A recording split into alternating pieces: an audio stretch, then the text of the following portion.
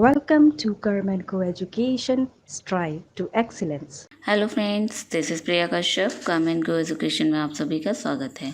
आज हम डिस्कस करने वाले हैं 10 जुलाई 2020 से लिए गए कुछ इम्पोर्टेंट MCQ।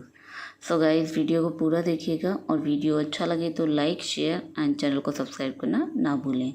इसी के साथ आगे बढ़ते हैं। फर्स्ट क्वेश्चन डिस्कस करेंगे जो आप लोगों से कल पूछा गया था।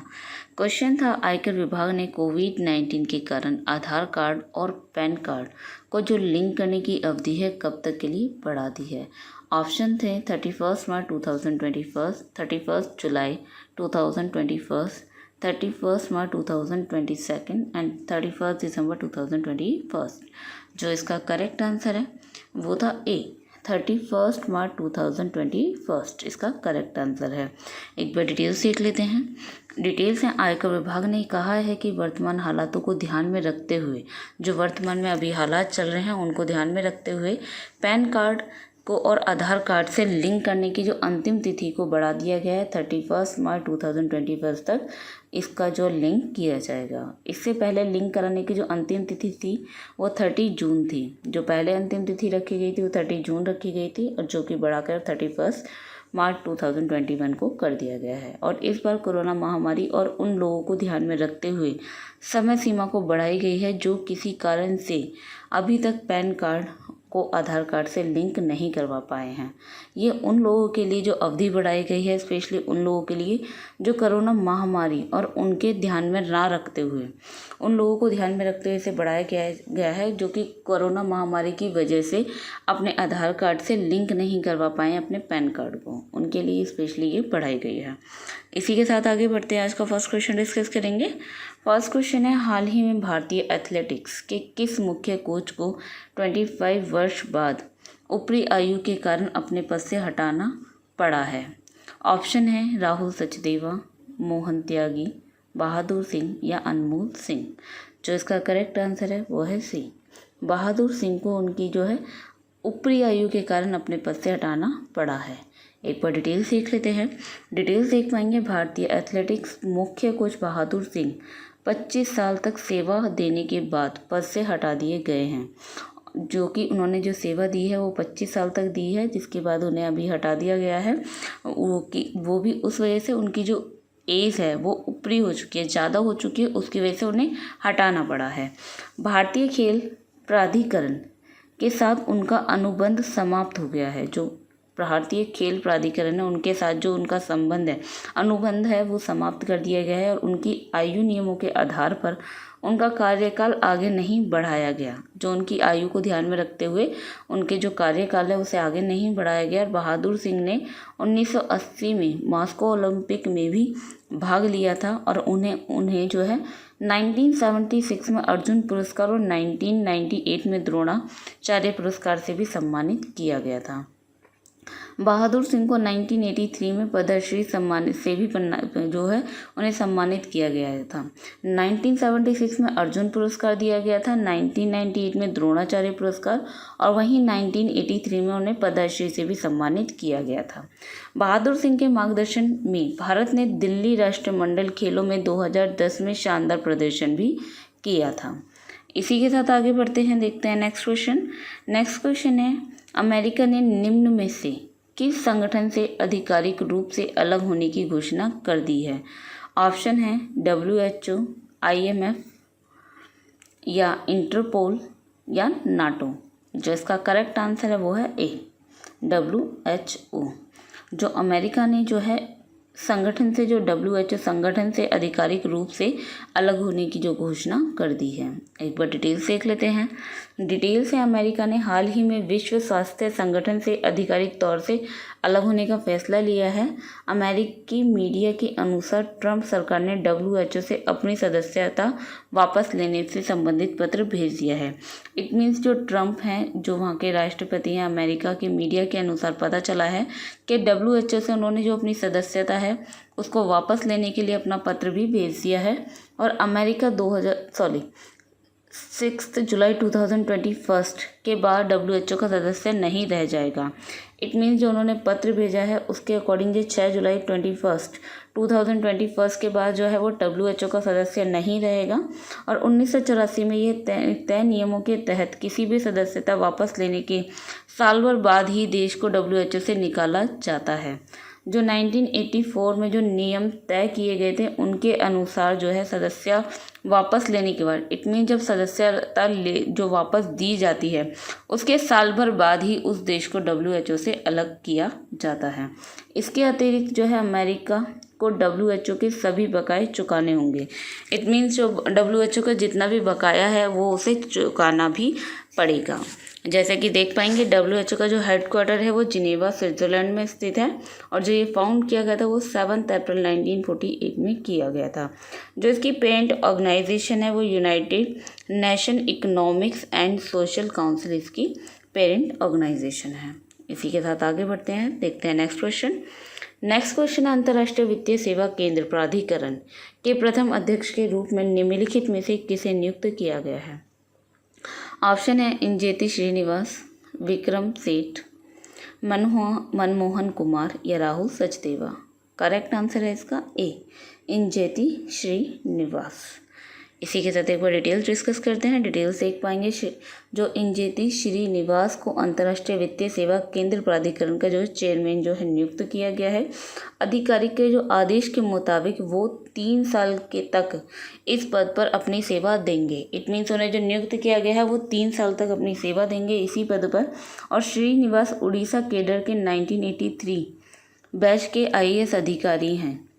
वो पहले कॉर्पोरेट मामलों का मंत्रालय में भी सेवा दे चुके हैं। इससे पहले जो है वो कॉर्पोरेट के जो मामले हैं उस मंत्रालय में भी अपनी सेवा दे चुके हैं और उड़ीसा कैडर के वो 1983 बैच के IAS हैं। 31 मई को कॉर्पोरेट अफेयर्स सेक्रेटरीट से पद से रिटायर हुए हैं। जो 31 मई अभी जो है वो कॉर्पोरेट अफेयर्स सेक्टर से अभी जो है उन्होंने पद से रिटायर हुए हैं। और इस साल 27 अप्रैल को IFSCA का निर्माण किया गया है। जो भी इसका निर्माण किया गया है अंतर्राष्ट्रीय वित्तीय सेवा केंद्र का प्राधिकरण का, वो किया गया है 27 अप्रैल को। और यह देश में अंतर्राष्ट्रीय वित्तीय सेवा केंद्रों में सभी वित्तीय सेवाओं को विनियमित करने के लिए एकीकृत निकाय भी है। इसी के साथ आगे बढ़ते हैं, देखते हैं नेक्स्ट क्वेश्चन। नेक्स्ट क्वेश्चन है, वैश्विक रियल एस्टेट पारदर्शिता सूचकांक में जो 34वां स्थान पर निम्न में से किस देश को रखा गया है? ऑप्शन है नेपाल, रूस, पाकिस्तान या भारत।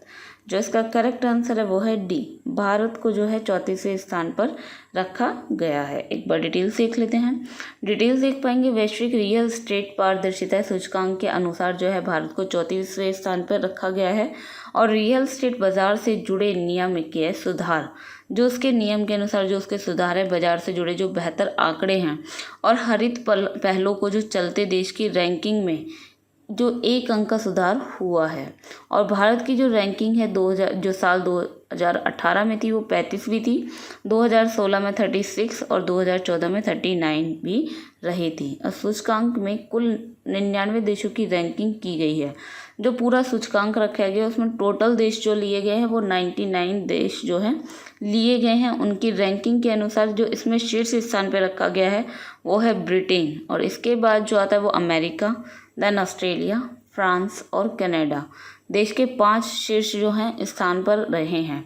भारत के पड़ोसी देश चीन भी इसके सूचकांक में जो है 32वें और श्रीलंका 65वें और जो पाकिस्तान है उसका जो है 73वां इस पर स्थान रहा है।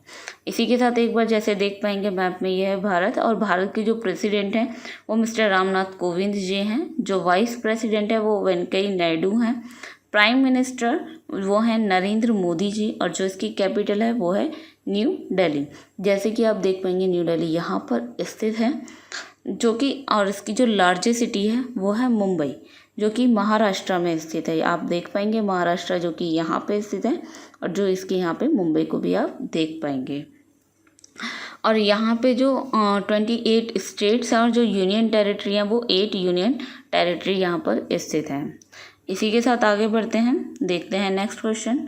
नेक्स्ट क्वेश्चन है, केंद्रीय खेल मंत्री किरण रिजिजू के अनुसार भारतीय खिलाड़ियों को प्रशिक्षण देने वाले विदेशी और देशी प्रशिक्षकों की प्रशिक्षण अवधि अब कितने साल की हो गई है? ऑप्शन है 5 साल, 3 साल, 4 साल या 2 साल। जो करेक्ट आंसर है इसका वो है सी। इनकी जो अवधि कर दी गई है वो 4 साल की अवधि कर दी गई है। एक बार डिटेल्स डिस्कस करते हैं। डिटेल्स में देख पाएंगे खेल मंत्री किरण रिजिजू ने बताया है कि उभरते हुए खिलाड़ियों को सही प्रशिक्षण सुनिश्चित करने के लिए यह फैसला किया गया है और उन्होंने यह भी कहा है कि फैसले से ओलंपिक सहित बड़े सभी टूर्नामेंट में भारतीय खिलाड़ियों के प्रदर्शन में सुधार भी किया जाएगा। और जो उनका यह भी विश्वास है कि 2024 तथा 2028 के ओलंपिक्स खेलों की जो तैयारी के लिए भी यह उपयोगी रहेगा। और बार बार कोच बदलने से खिलाड़ियों के प्रदर्शन पर भी असर पड़ता है। टोक्यो ओलंपिक्स को अगले साल तक स्थगित किए जाने के मद्देनज़र सभी विदेशी प्रशिक्षकों का कॉन्ट्रैक्ट अगले 30 सितंबर तक बढ़ा दिया गया है। जो अगले साल के 30 सितंबर तक उनका कॉन्ट्रैक्ट भी बढ़ा दिया गया है। इसी के साथ आगे बढ़ते हैं, देखते हैं नेक्स्ट क्वेश्चन। नेक्स्ट क्वेश्चन है, हाल ही में किस राज्य सरकार ने देहिंग पटकाई वन्यजीव अभयारण्य को एक राष्ट्रीय उद्यान के रूप में अपग्रेड करने का निर्णय लिया है? ऑप्शन है असम, पंजाब, कर्नाटक या तमिलनाडु। जो इसका करेक्ट आंसर है वो है ए, असम। एक बार डिटेल्स देख लेते हैं। डिटेल्स हैं, असम सरकार ने देहिंग पटकाई वन्यजीव अभयारण्य को एक राष्ट्रीय उद्यान के रूप में अपग्रेड करने का निर्णय लिया है। और देहिंग पटकाई वन्यजीव अभयारण्य का जो क्षेत्रफल है वो है 1,11,942 वर्ग किलोमीटर। जो इसका पूरा अभयारण्य का जो क्षेत्रफल है वो है 1,11,942 वर्ग किलोमीटर। और यह देहिंग पटकाई एलिफेंट रिजर्व की एक परिधि के अंदर अवस्थित भी है। और देहिंग पटकाई वन्यजीव अभयारण्य ऊपरी असम के कोयले एवं तेल समृद्ध जिलों में फैला हुआ है। इसमें इट मीन्स डिब्रूगढ़, तिनसुकिया और शिवसागर में ये जो फैला हुआ है। और यह माना भी जाता है कि असम में तराई क्षेत्र की वर्षा वनों की अंतिम शेष संक्रमण जोन है। और यह माना जाता है कि वो जो जोन है वो वर्षा वनों की जो अंतिम शेष संक्रमण जोन है। और अपग्रेड होने के बाद देहिंग पटकाई वन्यजीव अभयारण्य असम का 6ठा राष्ट्रीय उद्यान भी रहेगा। और अन्य 5 राष्ट्रीय उद्यान जो हैं ये है कांजीरंगा, नामेरी, मानेस, औरंग और डिब्रू साइखोवा। इसके 5 अन्य राष्ट्रीय उद्यान भी रहे हैं। इसी के साथ एक बार मैप में जैसे कि देख पाएंगे असम जो स्टेट बनाया था वो स्टेट हुड हुआ था 26 जनवरी 1950 में। और जो यहाँ के गवर्नर हैं वो है जगदीश मुखी। चीफ मिनिस्टर यहाँ के सर्बानंद सोनोवाल। और कैपिटल है यहाँ की दिसपुर। जैसे कि आप यहाँ पर देख पाएंगे दिसपुर स्थित है। और लार्जेस्ट सिटी है इसकी गुवाहाटी। और इसकी जो टोटल डिस्ट्रिक्ट्स हैं इसमें वो हैं 33 डिस्ट्रिक्ट इसमें टोटल स्थित हैं। जो ये अपना बॉर्डर शेयर करता है असम, देख पाएंगे यहाँ पर ये अरुणाचल प्रदेश से अपना बॉर्डर शेयर कर रहा है। यहाँ पे देख पाएंगे अपना नागालैंड, मणिपुर, मिज़ोरम, त्रिपुरा और मेघालय। और यहाँ पे देख पाएंगे वेस्ट बंगाल से भी ये अपना बॉर्डर शेयर करता है। जैसे कि आप मैप में देख पाएंगे यहाँ पर ये असम स्थित है। इसी के साथ आगे बढ़ते हैं, देखते हैं नेक्स्ट क्वेश्चन। नेक्स्ट क्वेश्चन है, किस राज्य सरकार ने राज्य में उद्योगपतियों और स्थानीय बेरोजगारों युवाओं के बीच एक सेतु के रूप में काम करने वाले नए महाजॉब्स पोर्टल की शुरुआत की है? ऑप्शन है बिहार, झारखंड, हिमाचल प्रदेश या महाराष्ट्र। जो इसका करेक्ट आंसर है वो है टी, महाराष्ट्र। महाराष्ट्र ने महाजॉब्स पोर्टल की जो है शुरुआत की है। इसी के साथ एक बार डिटेल्स देख लेते हैं। डिटेल्स में देख पाएंगे इस पोर्टल के माध्यम से स्थानीय जो युवा हैं जिनके पास निवास प्रमाण पत्र है, इट मीन्स वहाँ के जो पूरी तरह से जो निवासी हैं वहाँ के महाराष्ट्र के, उनके लिए 17 आर्थिक क्षेत्रों की 950 तरह की विविध नौकरियों के चयन करने के जो है प्रावधान किया गया है। और यह पोर्टल जो है नियोक्ताओं और कुशल, अर्धकुशल और अकुशल श्रमिकों के बीच की खाई को बांटने में मदद करेगा। इट मीन जो उनके बीच की जो गहराई है, उनके बीच का जो अंतर है उसे ख़त्म करने में उनकी मदद करेगा। और यह जो जॉब पोर्टल है महाराष्ट्र के औद्योगिक विकास निगम द्वारा विकसित किया गया है। यह पोर्टल विशेष रूप से जो है महाराष्ट्र राज्य एवं यह स्थानीय लोगों के लिए किया गया है। इट मीन्स जो महाराष्ट्र के राज्य में रह रहे हैं, जो उसके स्थानीय लोग हैं, ये स्पेशली पोर्टल उनके लिए बनाया गया है। यह पोर्टल महाराष्ट्र सरकार की एक महत्वाकांक्षी परियोजना है और इससे राज्य में बेरोजगारी की दर से को कम करने में मदद भी मिलेगी। इसी के साथ एक बार मैप में नज़र डाल लेते हैं। मैप में देख पाएंगे जैसे कि महाराष्ट्र की कैपिटल जो है वो है मुंबई और नागपुर। मुंबई जैसे कि देख पाएंगे वो यहाँ पर स्थित है और जो इसके गवर्नर हैं वो है भगत सिंह कोश्यारी। जो ये फॉर्म किया गया था वो किया गया था 1 मई 1960 में और जो इसके चीफ मिनिस्टर हैं वो हैं उद्धव ठाकरे। और जो ये अपना बॉर्डर शेयर करता है यहाँ पे देख पाएंगे ये है मध्य प्रदेश, गुजरात, कर्नाटक और यहाँ पे देख पाएंगे तेलंगाना और छत्तीसगढ़ से भी ये अपना बॉर्डर शेयर करता है। यहाँ पे देख पा रहे हैं ये जैसे कि महाराष्ट्र जो कि स्थित है। इसी के साथ आगे बढ़ते हैं, देखते हैं नेक्स्ट क्वेश्चन। नेक्स्ट क्वेश्चन है विश्व जूनोसिस दिवस निम्न में से किस दिन मनाया जाता है? ऑप्शन है 10 मार्च, 15 जून, 12 अप्रैल या 6 जुलाई। करेक्ट आंसर है इसका डी, 6 जुलाई को विश्व जूनोसिस दिवस जो है मनाया जाता है। एक बार डिटेल्स देख लेते हैं। डिटेल्स देख पाएंगे प्रतिवर्ष 6 जुलाई को विश्व जूनोसिस दिवस जो है मनाया जाता है और जूनोसिस बीमारी के बारे में लोगों को जागरूकता फैलाने के लिए, उन्हें उपचार के बारे में जागरूक करने के लिए इसका जो मुख्य उद्देश्य है, जिसके लिए इसे विश्व जूनोसिस दिवस में के रूप में मनाया जाता है। जो स्पेशली ये दिवस जो मनाया जाता है, जो जूनोसिस एक तरह की बीमारी है जिसके बारे में लोगों को जागरूक करने के लिए और उसके बारे में जो भी उपचार हैं उनको बताने के लिए, उनके लिए उनको जागरूक करने के लिए लोगों को, इसलिए ये विश्व स्तर पर जूनोसिस दिवस मनाया जाता है।